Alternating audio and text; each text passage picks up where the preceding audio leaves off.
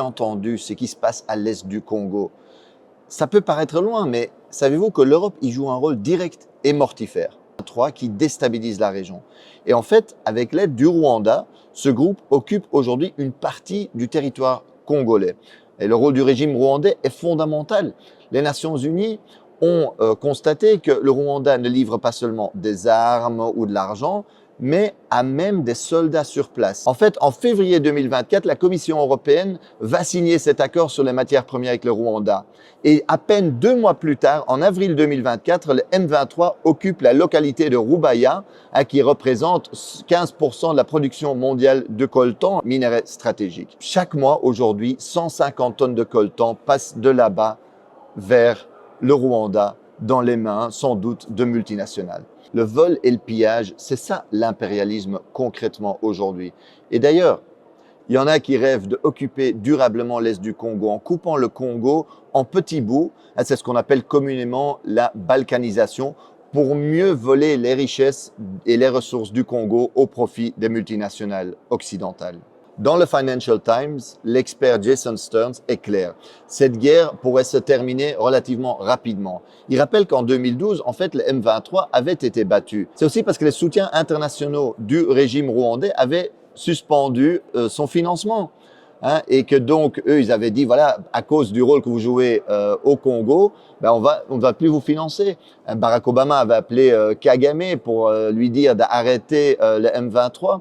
En d'autres mots, si l'Occident aujourd'hui ne sponsorisait pas cette guerre, elle pourrait prendre fin très rapidement. Et on aurait pu éviter déjà beaucoup de ces morts, beaucoup de ces victimes innocentes aujourd'hui en Congo. Quand la Russie envahit l'Ukraine, l'Union européenne parle du droit international, à juste titre. Mais quand son allié rwandais viole la souveraineté congolaise, commet des massacres, elle soutient. Alors, dans cette vidéo, ce monsieur montre que ce conflit pourrait être réglé rapidement par les Congolais, juste par l'armée congolaise.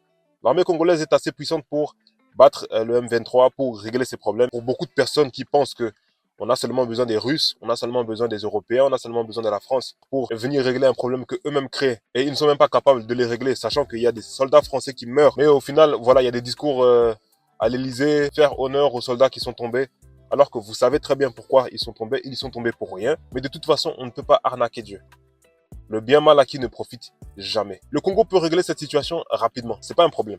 Le problème, c'est tous les pays qui sont derrière le M23, tous les pays qui sont derrière le Rwanda. Mais là, vous en avez encore une preuve. Si le Congo est laissé aux Congolais, je crois que vous n'aurez même plus de Congolais ici, en Europe ou en Amérique, puisqu'il ferait tellement bon vivre au Congo que pas la peine de partir de ce pays-là. Et beaucoup de personnes parlent d'immigration ici, ne comprennent pas les réalités, ne comprennent pas un millième des réalités qui font que des personnes quittent leur pays pour venir en France, au Canada, aux États-Unis, ainsi de suite. Vous savez, il y a ce film-là, Black Panther, que j'aime bien. Bon, il y a des choses un peu voilà, bizarres dedans, mais passons. On est assez grand pour faire certaines nuances et pour prendre le bien partout. Et le pays là de Black Panther ressemble beaucoup au Congo RDC. Parce qu'il regorge de minerais très utiles pour la technologie de pointe, pour la transition énergétique. À Goma, il se passe encore des massacres. La population doit encore subir beaucoup de massacres. On ne peut pas mettre un voile sur ce qui se passe réellement là-bas. Mais je suis content, ça fait plaisir de voir que d'abord le peuple congolais, parce que c'est la responsabilité du peuple congolais d'abord de se lever. Attendez un peu là. Alléluia. Est-ce que tu es triste à cause de la situation du pays? Alléluia. Amen. On doit être positif. Dieu me dit de dire au peuple congolais, il est avec vous. Il ne vous a pas abandonné. Je vis tous les Congolais se mettre ensemble. Je vis même sa famille fuit Kigali. Je l'ai dit et je l'annonce. D'ailleurs, je viens de t'annoncer quelque chose. Tous les pays qui continuent à traquer la RDC parmi nos pays voisins. Et vous allez voir ça. En commençant par notre ennemi principal. Il y aura de sérieux problèmes contre sa santé. Ça va commencer même dans l'armée. Parmi ces généraux, deux se retirent. On commence à les chercher à Babaone. L'Esprit de Dieu me dit, Dieu lui-même décide de s'en charger avec ces combats parce qu'il y a eu le sang innocent, parce qu'il avait humilié l'Église. Et Dieu l'a déjà rejeté. Ici, on a une vidéo dans laquelle on voit un prophète, un homme de Dieu, qui prophétise sur la nation, qui prophétise sur le conflit, qui prophétise sur ce qu'il va se passer très prochainement. Et c'est une raison pour moi d'être vraiment, mais vraiment, dans la joie, quoi. Là, je suis vraiment content. Il prophétise la fin du régime de Kigali. Il prophétise sur la déchéance de Paul Kagame. Il prophétise même la fuite de sa famille de la capitale. Il prophétise sur une rébellion dans son propre camp armé. En tout cas, sachez que Dieu est avec la RDC. Vous savez, la Bible dit de se confier en l'Éternel afin d'être affermi. De se confier aux prophètes, les serviteurs de Dieu, pour réussir. Je sais que même parmi les chrétiens, il y a des personnes qui ne croient pas aux prophètes, il y a des personnes qui ne croient pas aux prophétiques, des personnes qui méprisent. Bien aimé, la Bible, c'est la Bible. Hein. Voilà, Dieu il parle. Maintenant, soit t'acceptes, soit t'acceptes pas. Mais en tout cas, l'heure où la joie revient dans ce pays est arrivée.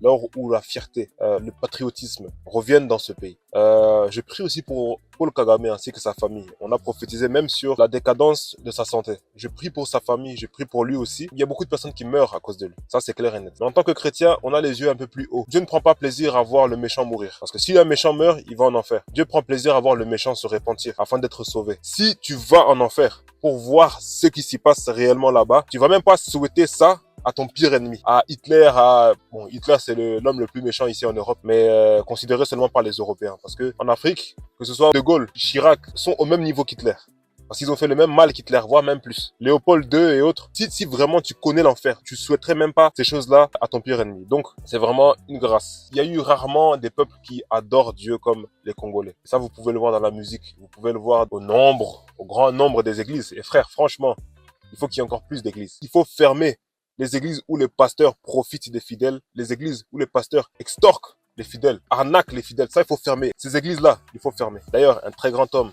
aujourd'hui le ministre de la Justice et gardien des Sceaux au Congo, Monsieur Constant Moutamba, est en train de faire un vrai travail au niveau des églises et je l'encourage. Vous savez, c'est pas parce qu'on est chrétien qu'il faut être fou. Il y a des églises qui n'arrangent pas la population. Ce n'est pas l'église de Jésus. Il y a des églises où il y a des pratiques complètement démoniaques, mais bien aimées. Heureusement que ce pays prie. Parce que si ce pays ne priait pas, et vous savez, il y a cette vidéo du Constant Moutamba, justement, dont je parlais avant, je vous laisse regarder. Mais dites à Kagame que c'est moi qui vais les tuer avant maman. Je n'ai pas peur de lui. Et les Rwandais qui sont ici, nous les mettons en garde. Nous ne sommes pas cette génération corrompue. Cette génération esclave, c'est une autre génération qui est née. C'est la génération des années 80, légèrement 90. C'est notre génération en Afrique. C'est une génération qui est révoltée. Révoltée par la misère, révoltée par les souffrances, révoltée par les injustices, les inégalités sociales. Cette génération est l'incarnation de la génération de nos pères d'indépendants des années 60, chers camarades. Lorsque vous me voyez parler, il faut voir Sékou Touré, il faut voir Patrice Emery Lumumba. C'est une grâce pour moi, une joie pour moi de voir toutes ces choses. J'aimerais parler aux panafricains anti-chrétiens. Ça sonne bien. Aux panafricains anti-chrétiens, aux panafricains anti-christianisme, aux panafricains qui disent que le christianisme, c'est une religion qui nous vient des Blancs, Jésus était blanc, Jésus n'a rien à faire des Africains. Je pense qu'en 2025, vous pouvez arrêter de parler ainsi. Je vous aime beaucoup les frères. Je pense que, voilà, vous pouvez faire vos propres recherches, aller un peu plus loin dans l'histoire du christianisme pour voir que le christianisme n'est pas rentré sur le sol africain par la colonisation ou par l'esclavage. Vous pouvez faire de plus amples recherches. Dieu est le Dieu des Noirs, Dieu est le Dieu des Blancs, Dieu est le Dieu des Rouges, Dieu est le Dieu des Jaunes. Dieu n'est pas le Dieu d'une certaine population. Comme on a pu vous faire croire, il faut que lorsque on vous ment, vous puissiez aller faire vos propres recherches pour comprendre la vérité. Et la Bible dit que vous connaîtrez la vérité et la vérité vous affranchira. La vérité vous rendra libre. Alors ceux qui sont aliénés ou ceux qui sont esclaves, ce ne sont pas les chrétiens. Ouais. Parce que si tu restes esclave d'une haine qu'on a semée en toi, l'esclave, c'est pas celui qui en est débarrassé. L'esclave, c'est toi. Parce que si tu es à même, encore aujourd'hui, d'avoir de la haine contre les Blancs, d'avoir de la haine contre... Tu es encore esclave et tu as besoin du pardon. C'est la base du message de Jésus-Christ. De pardonner ses ennemis et de faire du bien à ceux qui vous font du mal. Ça, c'est être un peu plus haut. C'est être, tu vois, au niveau de l'aigle. Être un peu plus haut que les pigeons. Donc, je t'invite à accepter Jésus dans ta vie, à comprendre que tu as besoin de Jésus, que le peuple congolais a besoin de Jésus et que c'est par l'Esprit de Dieu que cet homme a prophétisé sur la nation. Dieu n'a jamais oublié le Congo RDC. Et comme je l'ai dit avant, Dieu n'est pas responsable des guerres. Dieu n'est pas responsable de ce qui se passe. C'est l'ingérence étrangère, le manque de discipline, le manque de patriotisme, le manque de valeur de nos dirigeants qui font que le pays va si mal. Ça n'a rien à voir avec les églises. D'ailleurs, ouvrez encore plus d'églises. Toutes les personnes qui ont l'appel de Dieu sur eux, ouvrez des églises. Allez, ouvrez encore des églises.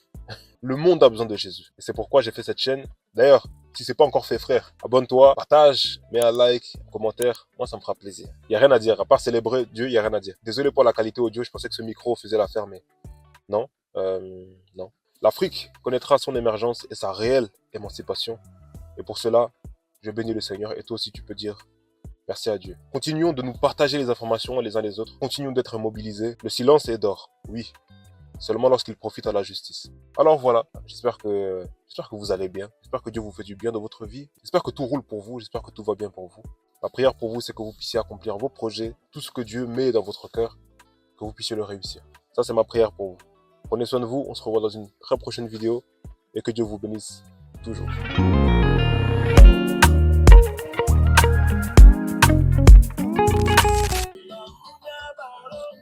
N'a jamais connu.